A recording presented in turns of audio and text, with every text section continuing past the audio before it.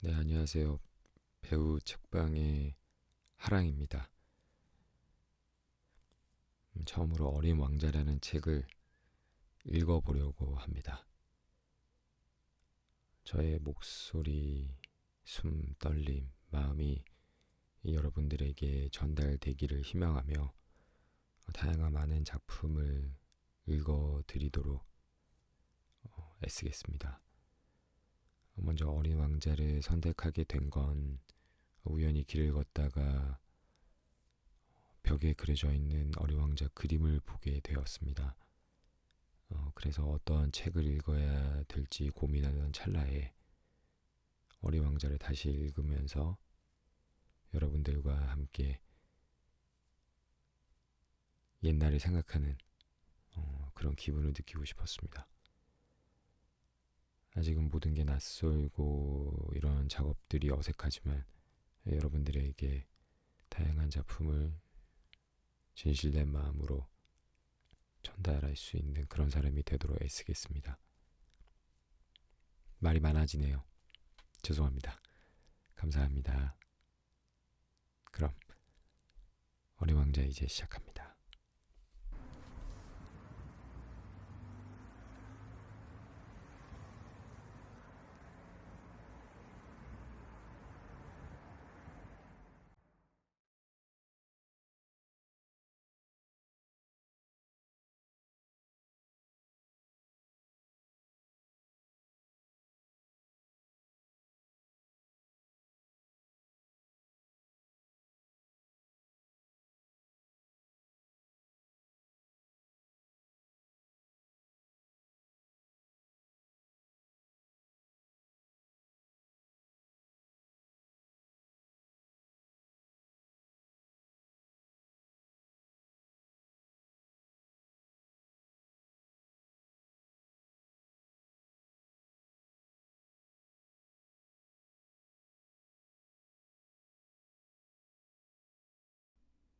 내가 6살이었을 때 한 번은 체험담으로 불리는 원시림에 관한 책에서 굉장한 이미지 하나를 보았다.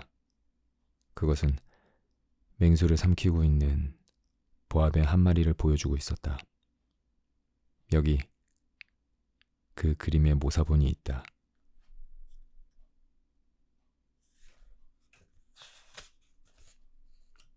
그 책은 알려주고 있었다.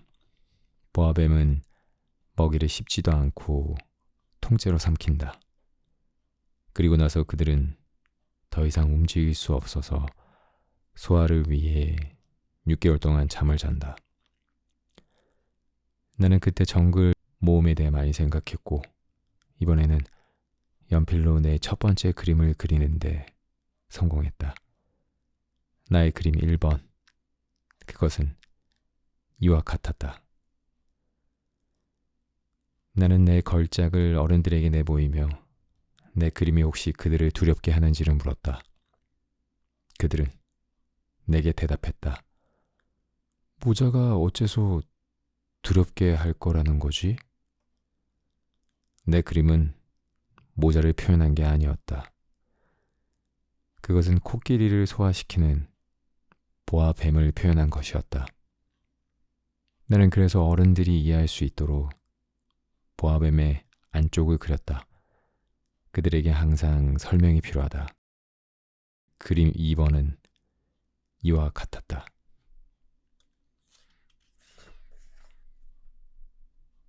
어른들은 내가 보아뱀의 안쪽을 그리든 바깥쪽을 그리든 그에 관해서는 제쳐두고 대신 지리, 역사, 수학, 그리고 문법에 관심을 가지라고 권고했다. 그것이 내가 6살 나이에 화가라는 굉장한 직업을 포기하게 된 이유였다. 나는 내 그림 1번과 2번의 실패로 낙심하게 되었던 것이다. 어른들은 결코 혼자서는 어떤 것도 이해하지 못하고 아이들은 언제나 그들에게 설명하느라 애쓰고 있는 것이다. 비행기 조종하는 법을 배웠다. 나는 세상 곳곳을 비행했다. 그리고 지리는 정말이지 내게 많은 도움을 주었다. 나는 중국과 애리조나를 한눈에 구별할 수 있었다. 만약 누구라도 밤에 길을 잃는다면 그것은 매우 유용한 것이다. 인생을 살면서 나는 많은 진지한 사람들과 숱한 교류를 가졌다. 나는 어른들 속에서 많은 체험을 했던 것이다. 나는 그들을 매우 가까이에서 지켜봤다. 그것이 내 견해를 크게 변화시킨 것은 아니었다. 나는 조금 명석해 보이는 이를 만날 때마다 내가 항상 지니고 있던 내 그림 1번을 보여주는 실험을 했다. 나는 그 사람이 정말 이해하는지 알고 싶었던 것이다. 그러나 언제나 그 사람은 그거 모자네 하고 대답했다. 그러면 나는 그 사람과 보아뱀이나 원시림이나 또는 별에 관해 이야기하지 않았다. 나는 내 자신을 그 사람에 맞추었던 것이다. 나는 그 사람에게 브리지, 골프, 정치, 그리고 넥타이에 관해 이야기했다. 그러면 그 어른은 매우 지각 있는 사람을 알게 된 것에 대해 아주 만족해했다.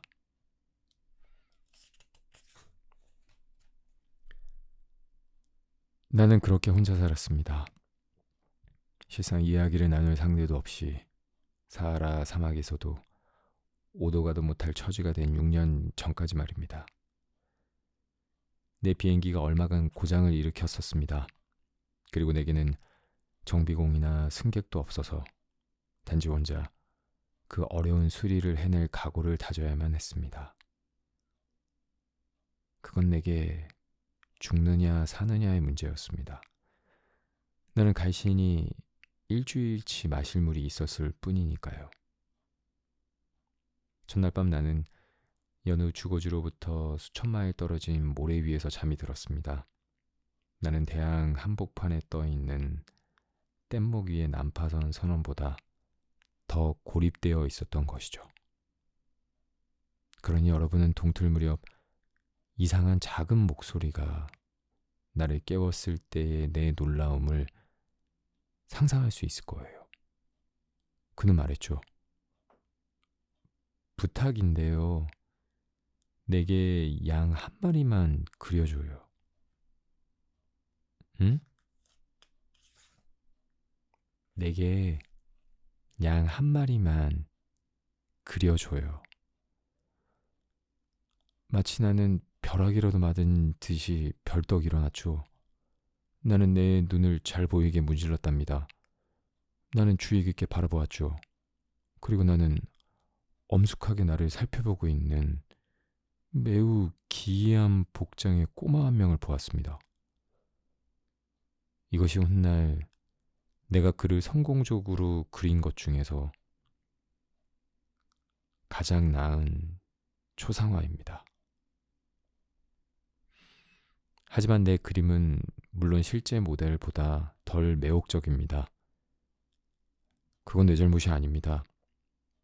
나는 어른들에 의해 화가 나는 직업이 좌절된 6살 이후 보아뱀의 안과 밖을 제외하고는 어떤 것도 그리는 법을 배운 적이 없었기 때문이죠.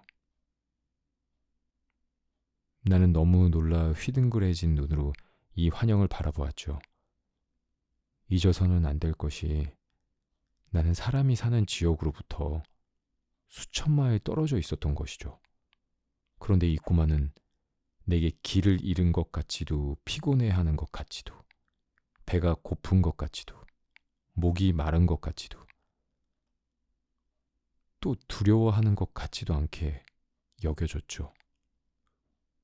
그에게는 사막 한가운데서 길을 잃은 아이라고 할 만한 구석이 없었던 것입니다.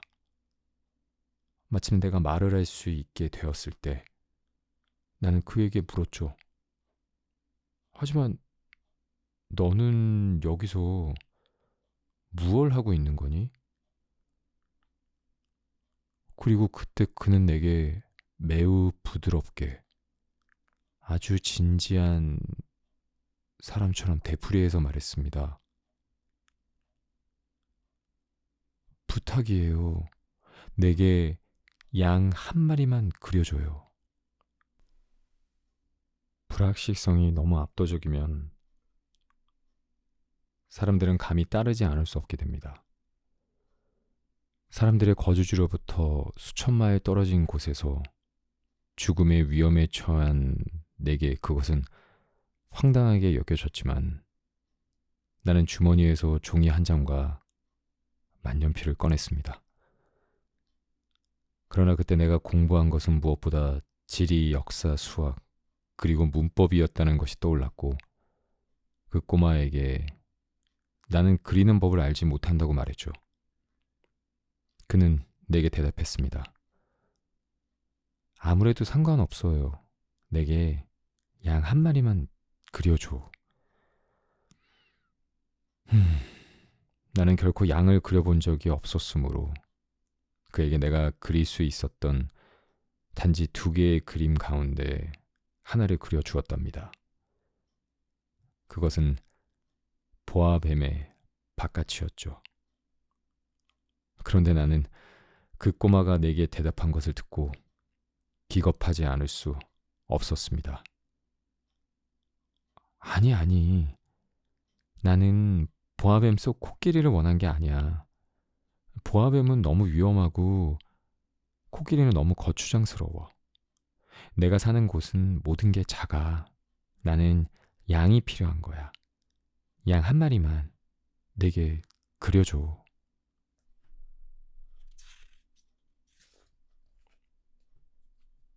그래서 나는 그렸습니다.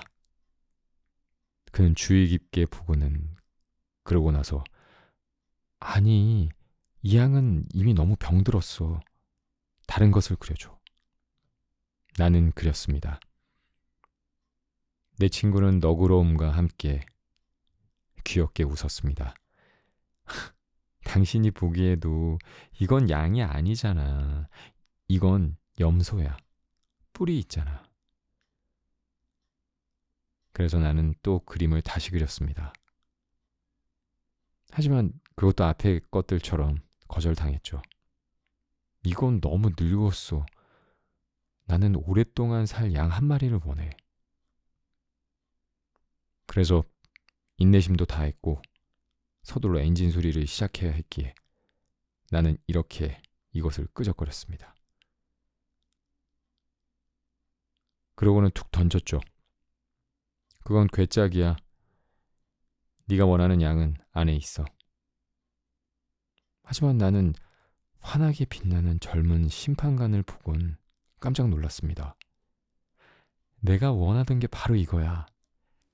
당신은 이 양에게 많은 풀이 필요하다고 생각해? 왜? 내 별은 너무 작거든. 틀림없이 충분할걸? 나는 너에게 매우 작은 양을 주었으니까 그는 그 그림 위로 머리를 숙였습니다. 그렇게 작지는 않은데 봐. 그가 잠들었어. 그렇게 해서 나는 어린 왕자를 알게 되었던 것입니다.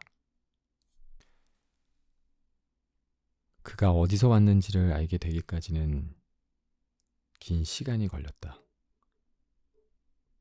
내게 그렇게 많은 질문을 했던 어린 왕자는 내가 묻는 것은 결코 들으려 하지 않는 것 같았다. 모든 것은 우연히 뱉어진 말들에 의해 아주 조금씩 내게 밝혀졌다.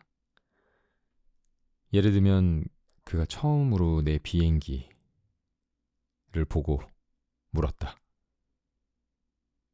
이 물건은 뭐야? 이건 그냥 물건이 아니야. 날아다녀. 이건 비행기야. 내 비행기지.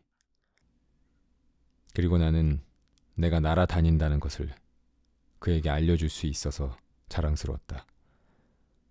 그러자 그가 소리쳤다. 뭐라고? 당신이 하늘에서 떨어졌다고? 그래, 난 대수롭지 않다는 듯 대답했다. 와, 그거 재미있다. 그리고 어린 왕자는 매우 멋진 웃음을 터뜨렸는데 내게는 많이 거슬렸다. 나는 내 불행이 진지하게 여겨졌으면 했던 것이다. 그러고 나서 그가 덧붙였다. 그러니까 당신도 하늘에서 왔다는 거네.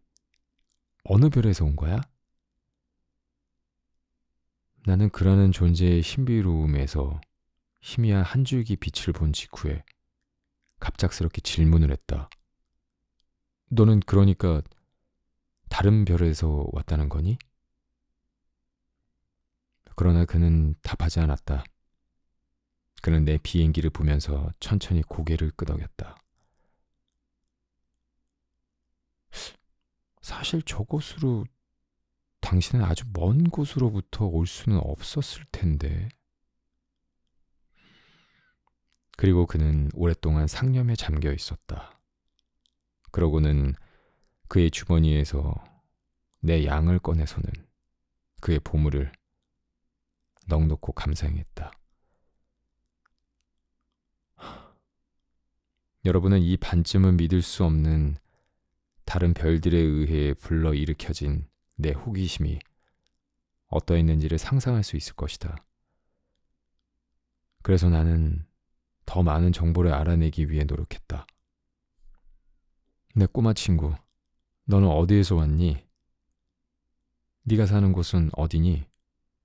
너의 양을 어디로 데려가는 거니? 그는 깊은 생각에 빠져 침묵 끝에 대답했다. 당신이 내게 준 상자가 매우 좋은 점은 밤에 그것을 집으로 쓸 수 있다는 거야. 물론이지. 네가 친절하다면 온종일 그를 붙잡아 줄 수도 있어. 그리고 말뚝도. 그 제안은 어린 왕자에게 충격을 준 것 같았다. 붙잡아 둔다고? 무슨 기괴한 생각이야. 그러나 만약 네가 그를 붙잡아 두지 않으면 그는 어디로든 달아날 테고 잃어버리게 될 텐데. 그러자 나의 친구는 다른 의미의 웃음을 터뜨렸다. 당신은 그가 어디로 갈 거라고 생각해? 어디든지 앞으로 곧장. 그때 어린 왕자가 심각하게 말했다. 그건 문제가 안 돼. 내가 사는 곳은 아주 작거든. 그리고 아마도 조금 쓸쓸해졌는지 그는 덧붙였다. 앞으로 곧장 간다 해도 그렇게 멀리 갈 수 없어.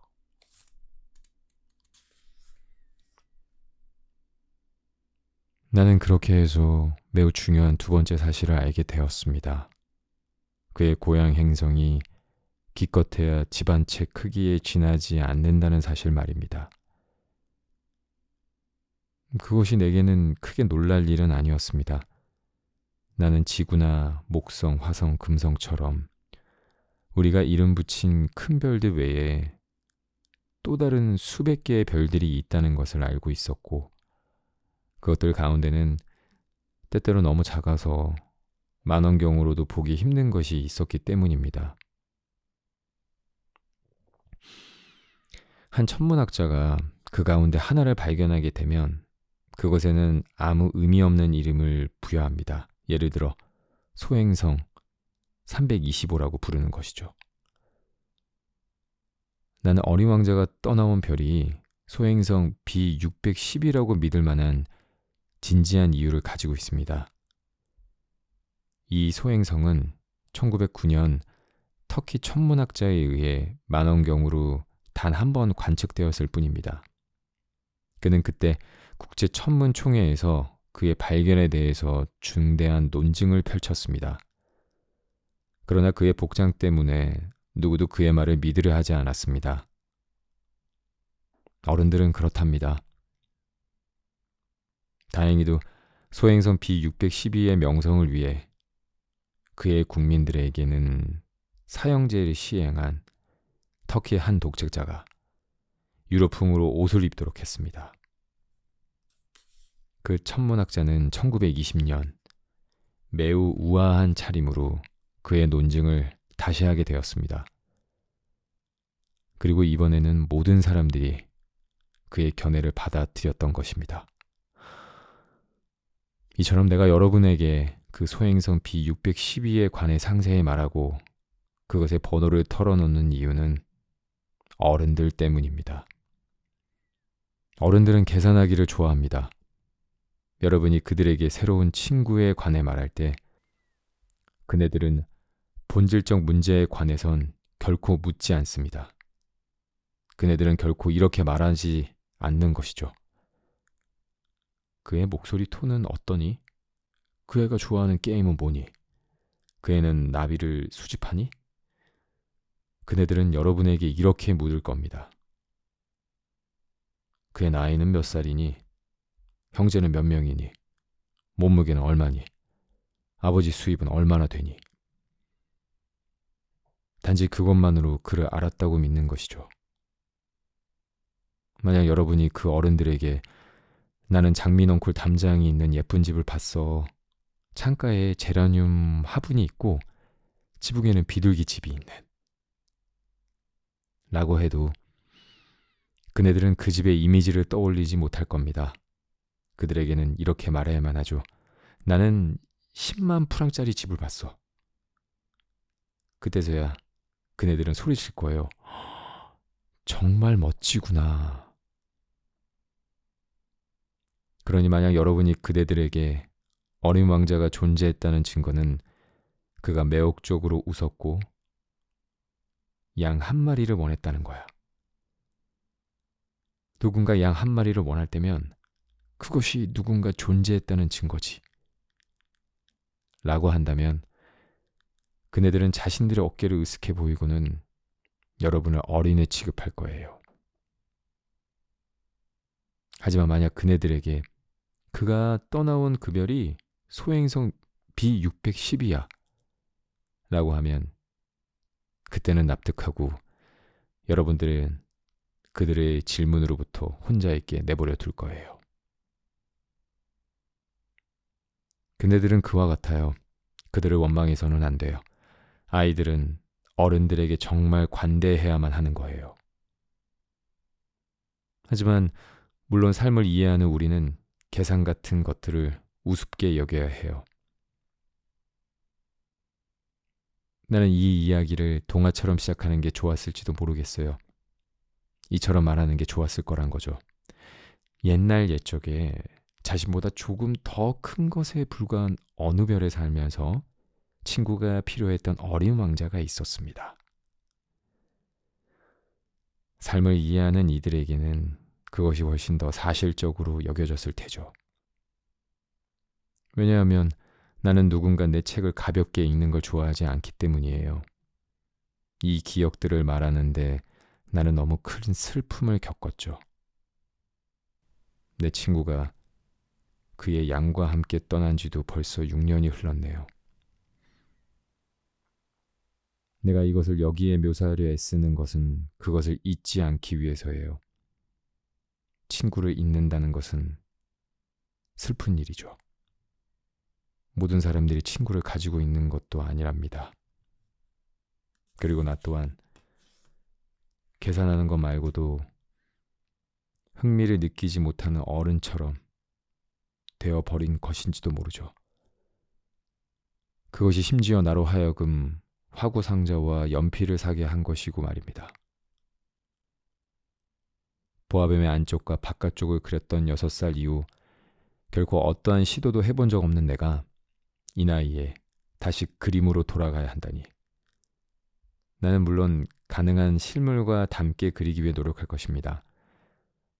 하지만 내가 성공할 거라고 확신할 수는 없습니다. 그림 하나는 괜찮은데 다른 것은 더 이상 닮지 않을 수도 있겠죠. 나는 크기에서도 얼마간 실수를 저지를 수 있습니다. 여기서 어린 왕자는 너무 크고 저기서는 너무 작고.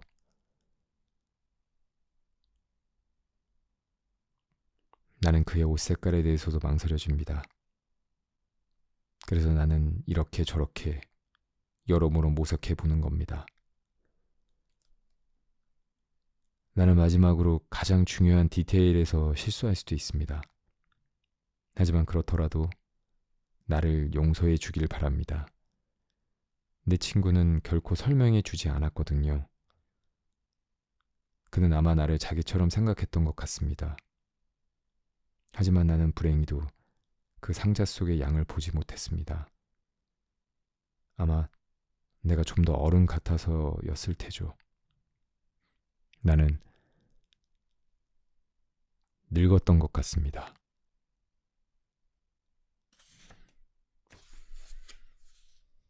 매일 나는 별과 출발과 여행에 대해 조금씩 알게 되었다. 그것은 매우 천천히 생각하는 중에 우연히 다가온 것이었다. 그렇게 해서 3일째 되는 날, 나는 바오바브 나무의 참극을 알게 되었다. 이번에도 다시 양덕택이었는데 갑자기 어린 왕자가 중대한 의혹처럼 내게 물어왔기 때문이다.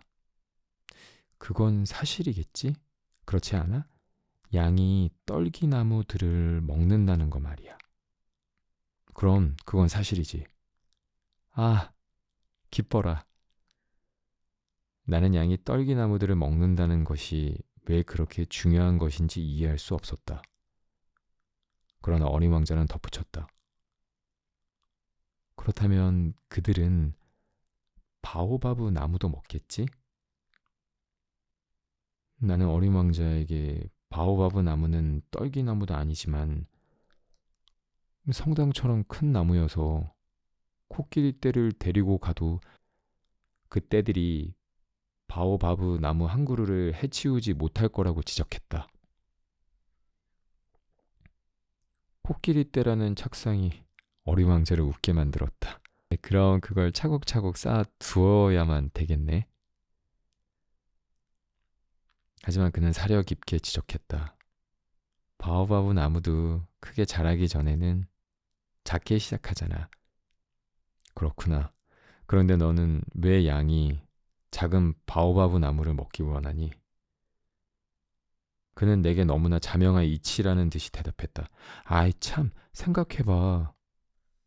나는 어쩔 수 없이 혼자서 이 문제를 풀기 위해 온통 머리를 짜내야만 했다.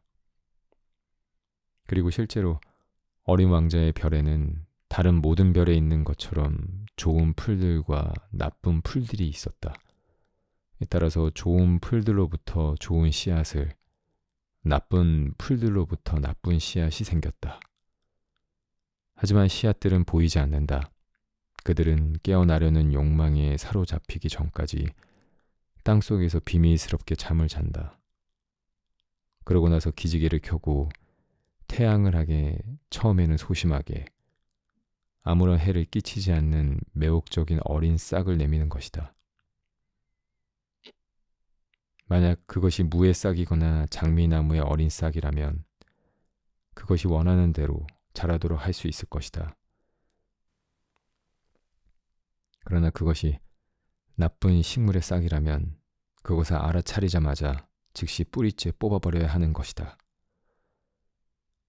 또한 어린 왕자의 별에는 끔찍한 씨앗들이 있는데 그것은 바오바브 나무 씨앗들이었다.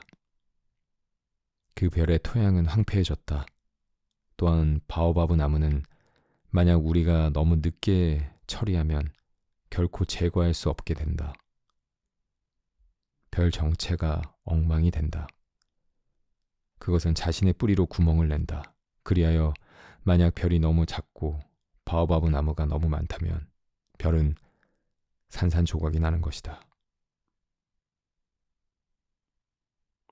그건 규율의 문제거든. 어린 왕자는 후에 내게 덧붙여 말했다. 아침을 맞을 단장을 끝마치고 나면 별도 주의 깊게 단장을 해줘야만 하는 거야. 바오바브 나무는 너무 어릴 때는 장미나무와 비슷하기 때문에 차이가 나는 순간부터 규칙적으로 뿌리째 뽑아 주어야만 하는 거야. 그건 정말 번거로운 일이지만 무척 쉬운 일이기도 해. 그리고 하루는 내게 아름다운 그림 한 장을 그려서 우리 집 아이들을 머리에 인식될 수 있도록 하라고 조언했다. 만약 그들이 어느 날 여행을 한다면 그가 말했다. 그게 그들에게 도움을 줄 거야. 가끔은 자신이 한 일을 더 미루더라도 위험이 없을 때도 있어. 하지만 바오바브 나무의 경우에는 그건 언제나 참서로 이어지는 거야. 나는 게으른 남자가 사는 별 하나를 알아. 그는 떨기나무 세계를 소홀히 했었어. 그리하여 어린 왕자의 지시에 따라 나는 그 별을 그렸다. 나는 도덕주의자인 양 하는 것을 거의 좋아하지 않는다. 그러나 바오바브 나무의 위험성이 거의 알려지지 않았고 길을 잃고 소행성에 들어가게 된다면 상당한 위험성이 있기에 이번 한 번만은 내 판단을 예외로 한다. 나는 말한다. 어린이 여러분, 바오바브 나무를 조심하세요. 내가 이 그림을 그토록 힘을 들인 것은 오래전부터 나처럼 못 모르고 지나쳤던 그 위험을 내 친구들에게 알려주기 위해서이다. 내게 주어진 그 권고는 그만큼 수고할 가치가 있었다. 당신은 어쩌면 물을 것이다. 왜 이 책 속에는 바오바브 나무처럼 거창한 그림도 없는 건가요? 대답은 아주 단순하다. 나는 애를 썼지만 성공할 수 없었다. 바오바브 나무를 그릴 때 나는 긴급한 마음에 고무되어 있었던 것이다.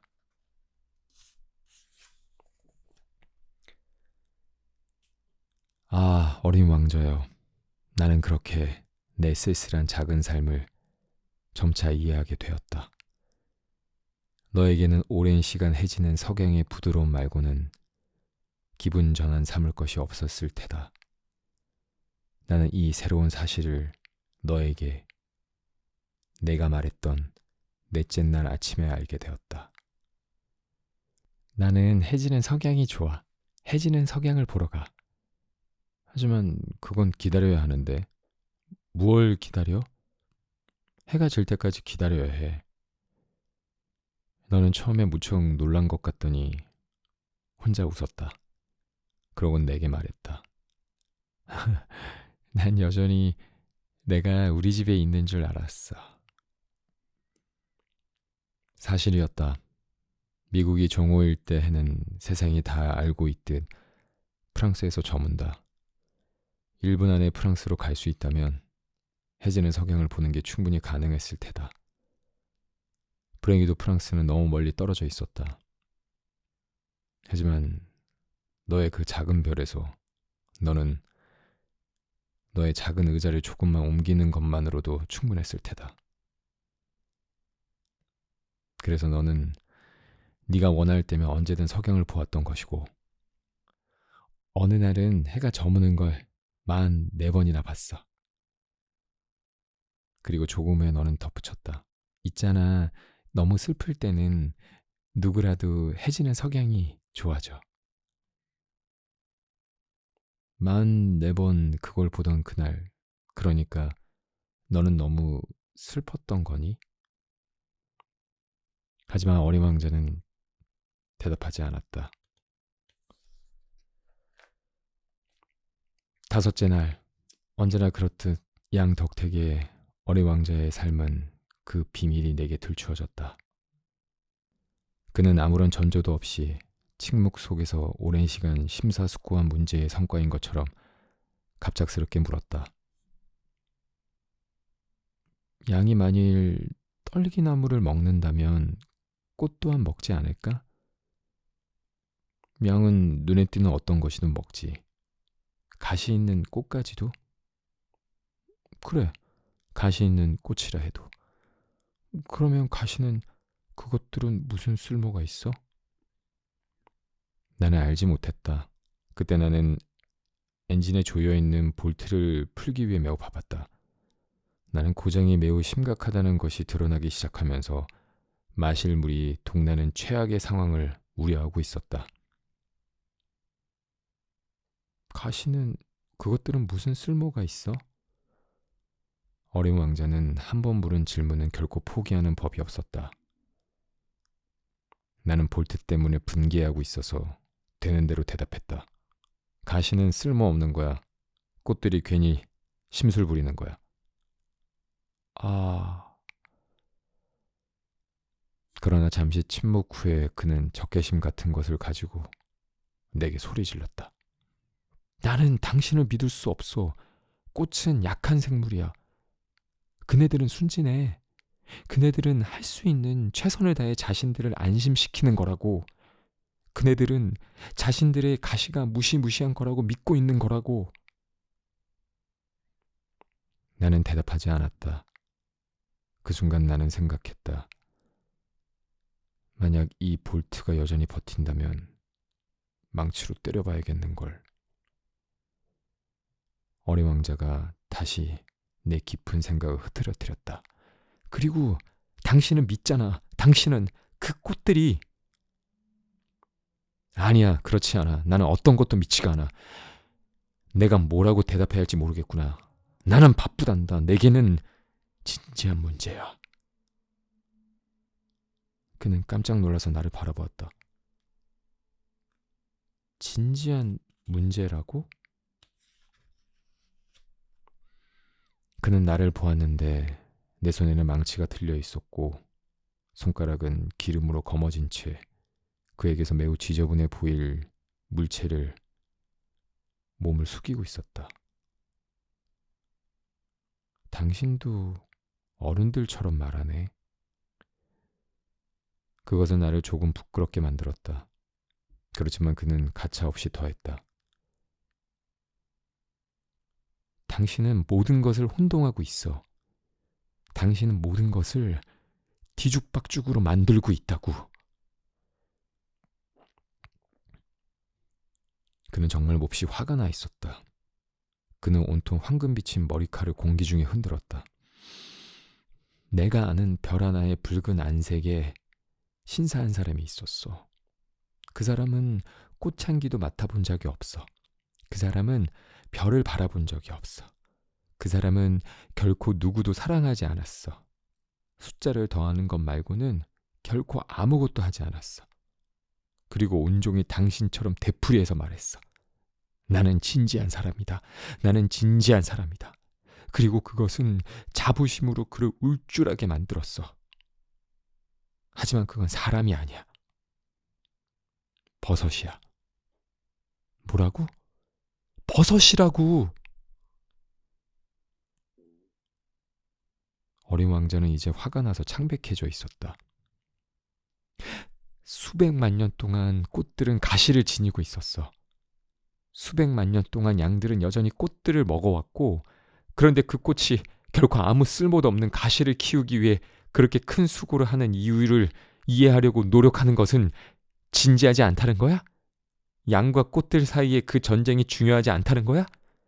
이것이 살찐 붉은 얼굴의 신사가 하는 덧셈보다 덜 중요하고 진지하지 않다는 거야? 그리고 만약 내가 알고 있는 세상의 유일한 꽃인데 내 별 말고는 어디서도 존재하지 않는 그것을 오늘 아침 아무것도 모르는 작은 양 한 마리가 와서 단번에 없앨 수도 있는데 그것이 중요하지 않다는 거야? 그는 상기되어 다시 시작했다. 만약 누군가 수백만 개의 별들 가운데 유일하게 존재하는 꽃 한 송이를 사랑한다면 그는 그것들을 바라보는 것만으로도 충분히 행복할 거야. 그는 자신에게 말할 거야. 내 꽃이 저기 어딘가에 있어. 그런데 만약 양이 그 꽃을 먹어버린다면 마치 그에게는 한순간에 모든 별들이 존재하지 않게 되는 거야. 그것이 중요하지 않다고.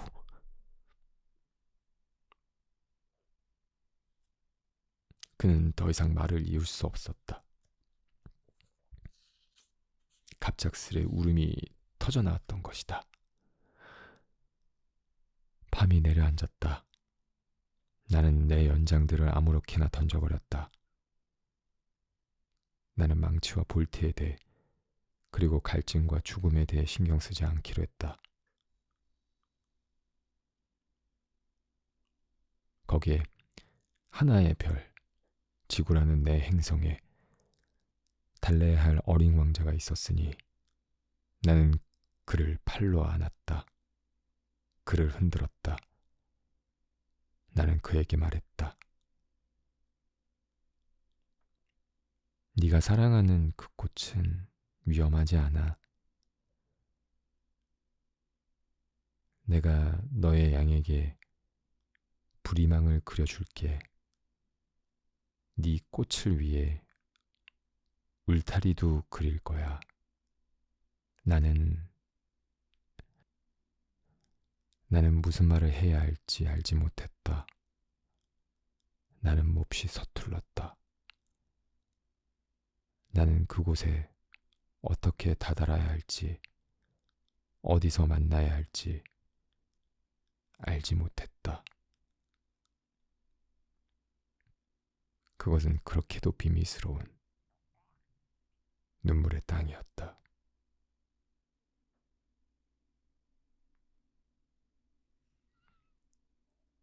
나는 머지않아 이 꽃에 대해 더 잘 알게 되었다.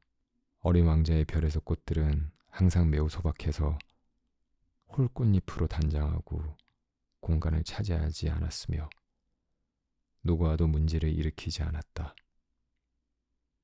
그네들은 어느 날 아침 풀 속에 나타났고 밤이면 시들었다. 그러나 한 번은 아무도 모르는 곳으로부터 날아온 씨앗에서 싹이 텄고 어린 왕자는 다른 장가지들과는 닮지 않은 이 장가지를 매우 유심히 지켜보게 되었다. 그것은 새로운 종류의 바오바브 나무일 수도 있었을 것이다.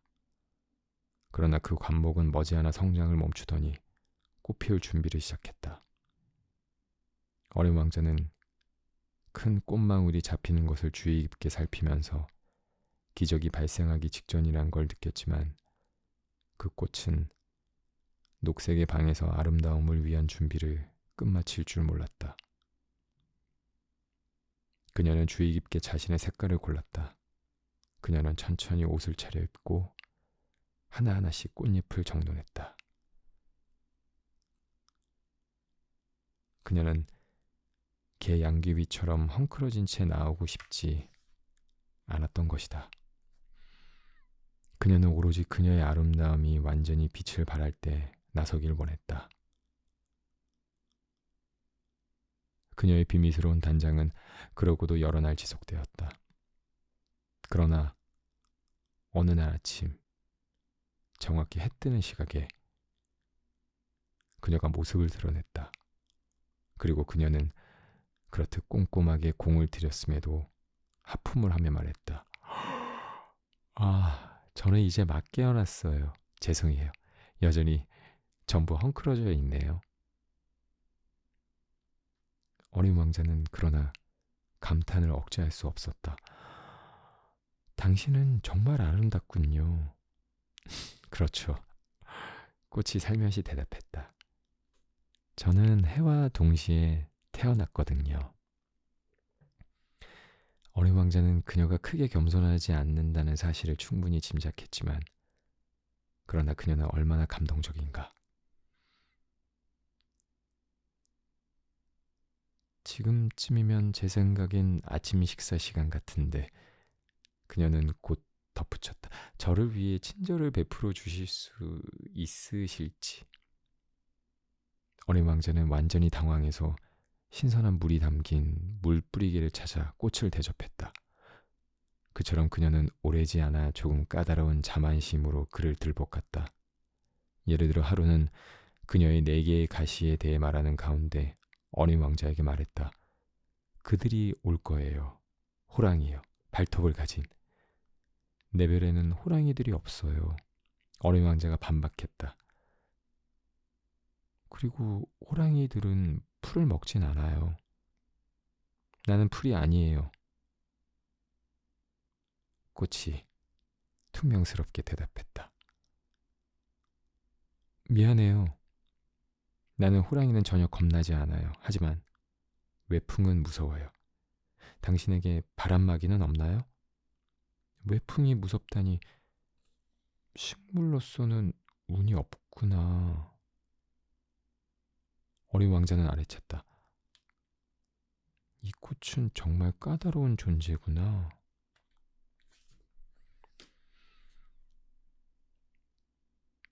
밤에는 저를 유리구 안에 넣어주세요. 당신 별은 너무 춥네요. 자리를 잘못 잡은 것 같아요. 내가 온 그곳은 하지만 그녀는 자신의 말을 멈추었다. 그녀는 시의 형태로 왔다. 그녀는 다른 세계를 경험할 수 없었던 것이다. 그런 순진한 거짓말을 꾸며서 한 게 창피했는지 그녀는 그 잘못을 어린 왕자에 떠넘기기 위해 두어 번 기침을 했다. 바람막이는요? 찾으러 가려는데 당신이 내게 말을 걸었잖아요. 그러자 그녀는 다시 그에게 죄책감을 가하기 위해 억지로 기침을 했다. 그리하여 어린 왕자는 좋아하는 선의의 마음에도 불구하고 오래지 않아 그녀를 의심하게 되었다. 그는 사소한 말을 심각하게 받아들였고 매우 불행하게 되었던 것이다. 나는 그녀의 말을 듣지 말았어야 했어. 그는 어느 날 내게 털어놓았다. 꽃들의 말을 들으면 절대 안 돼. 그냥 바라보고 향기만 맡으면 되는 거였어.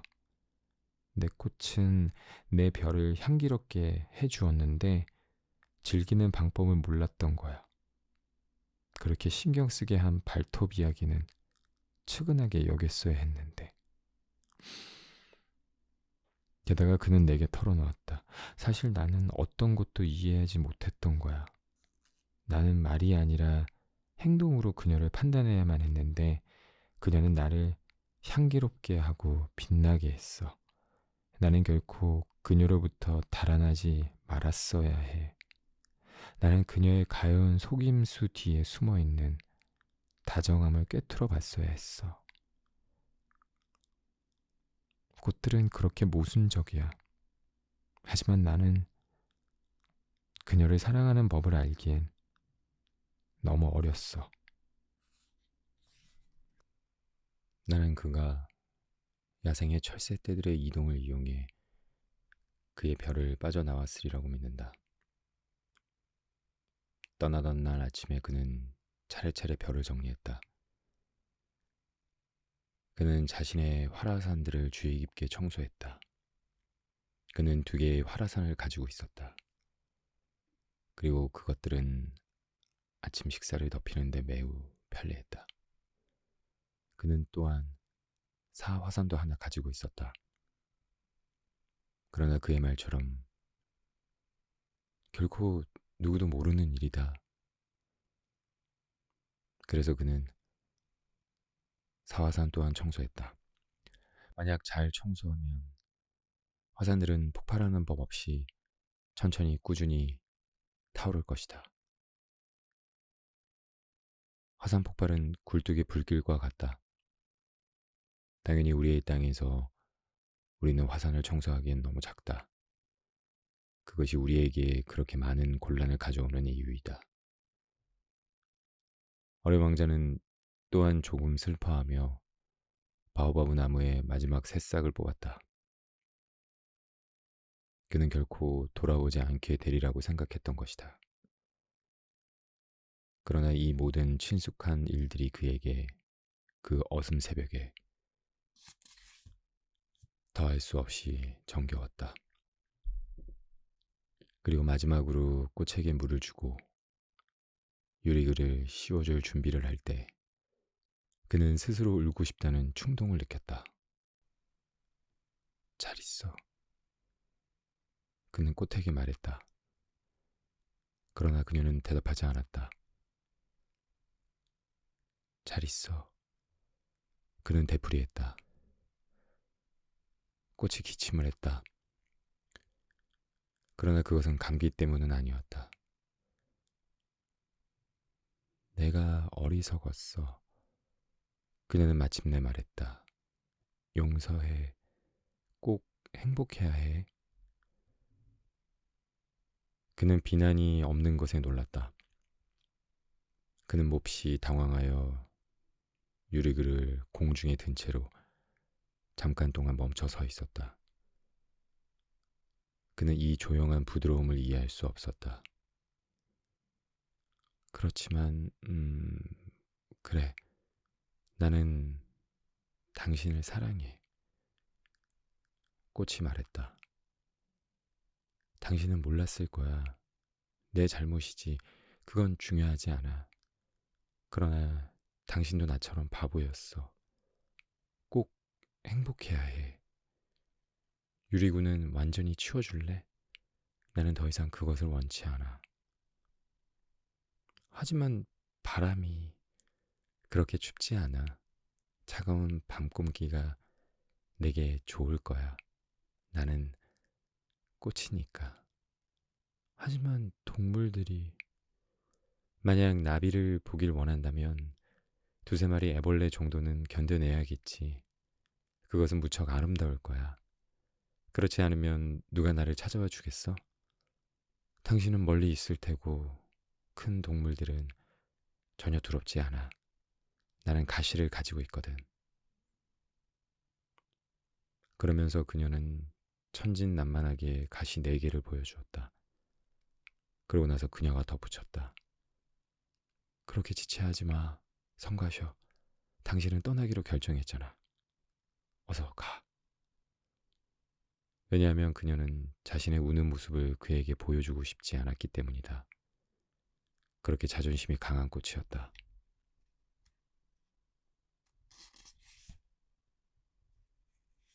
그는 소행성 325, 326, 327, 328, 329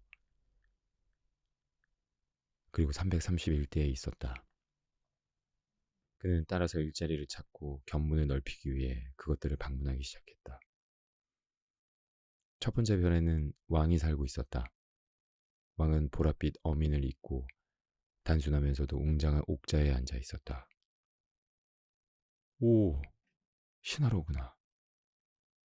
왕이 어린 왕자를 발견하곤 소리를 질렀다. 그리고 어린 왕자는 의아하게 생각했다. 어떻게 그는 나를 알아볼까? 이전에 나를 결코 본 적이 없을 텐데. 그는 몰랐던 것이다. 왕에게 있어서 세상은 몹시 단순화되어 있다는 것을.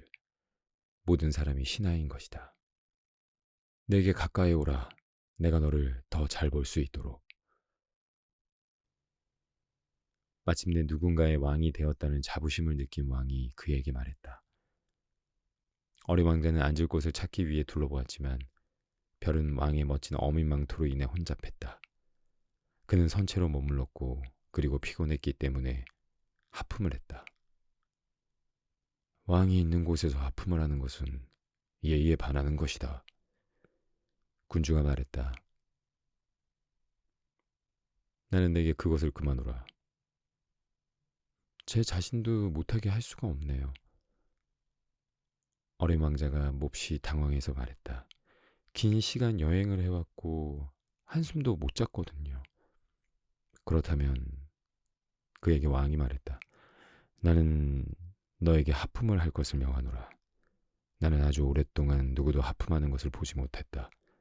하품은 내게 호기심의 대상이다.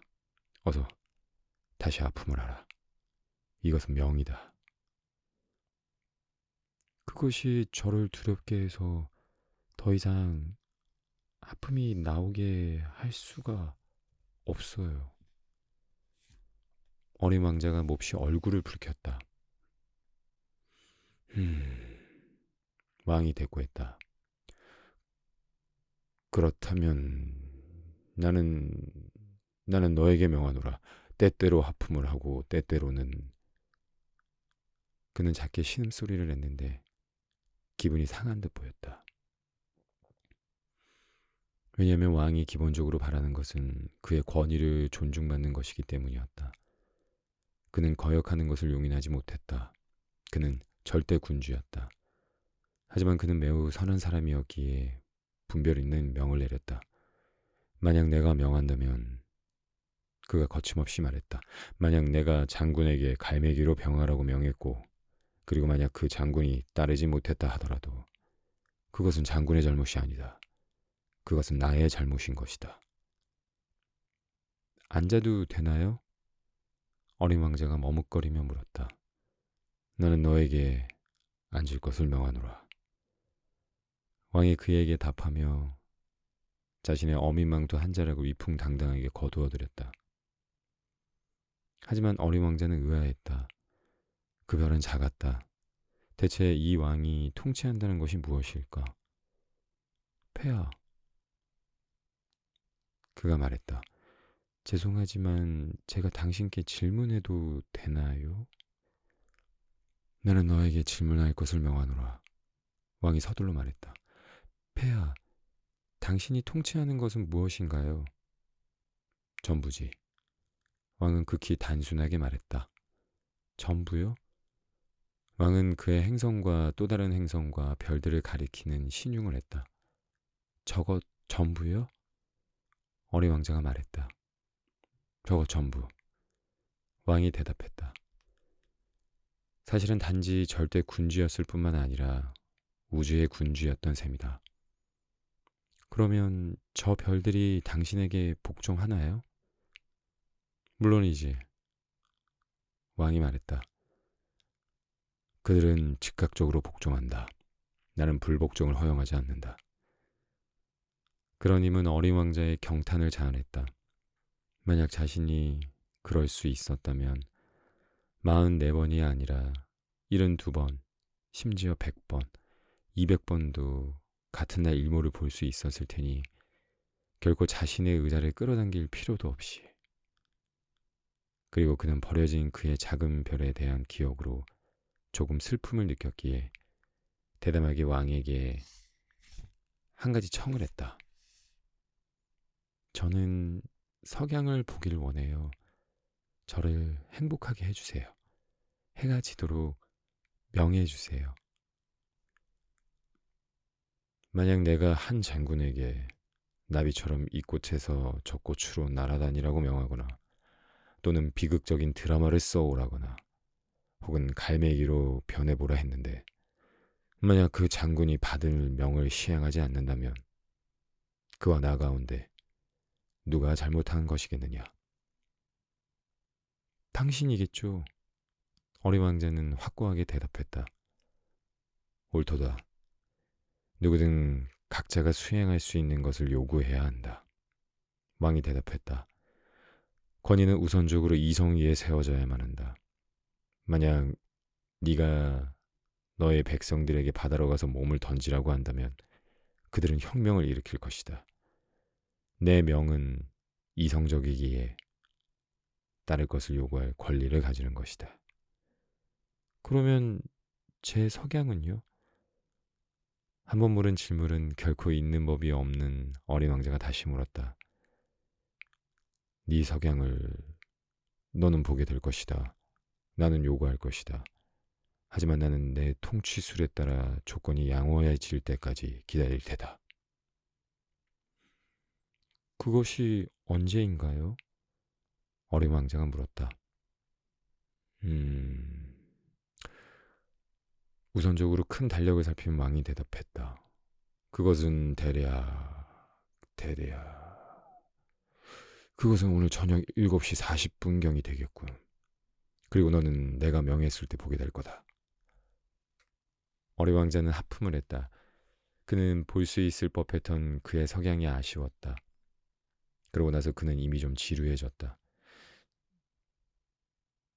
저는 여기서 더 이상 할 일이 없네요. 그는 왕에게 말했다. 저는 다시 출발해야겠어요. 떠나지 말거라. 신하를 갖게 되어 매우 자랑스러웠던 왕이 대꾸했다. 떠나지 말거라. 나는 너를 장관으로 삼겠다. 장관이라고요? 재판을 하는. 하지만 여기는 재판할 사람도 없는데요. 누구도 모르는 일이다. 왕이 그에게 말했다. 나는 아직까지 내 왕국을 돌보지 못했다. 나는 너무 늙었고 마차를 위한 공간도 없고 그리고 걷는 것은 나를 피곤하게 하지. 아, 하지만 제가 이미 봤어요. 그 별의 다른 쪽을 다시 한번 보기 위해 시선을 던졌던 어린 왕자가 말했다. 거기에도 역시 아무도 없었는데. 너는 그러면 네 자신을 재판하거라. 왕이 대답했다.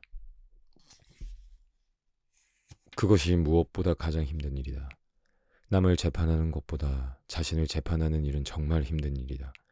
만약 네가 네 자신을 올바로 재판하는 데 성공한다면 넌 참으로 현명한 사람이다. 저는 어린 왕자가 말했다. 저는 아무 데서나 제 자신을 재판할 수 있어요. 제가 여기서 살 필요까지는 없어요. 왕이 말했다. 나는 내 별 어딘가에 늙은 쥐가 있다고 믿는다. 밤에 그것의 소리가 들리었거든. 너는 그 늙은 쥐를 재판할 수 있을 게다. 너는 때때로 사형을 선고할 수도 있을 게다.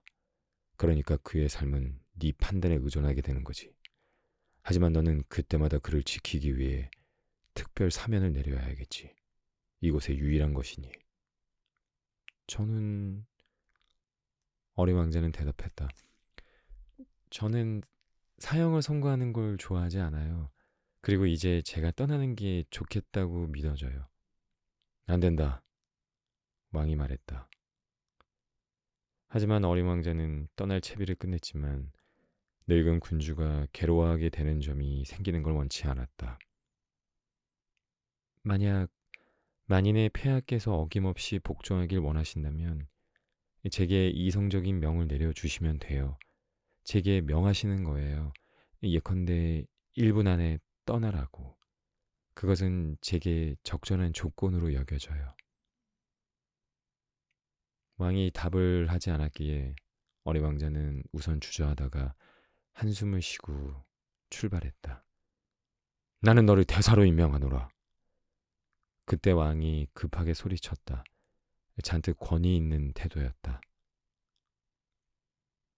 어른들은 정말 이상해.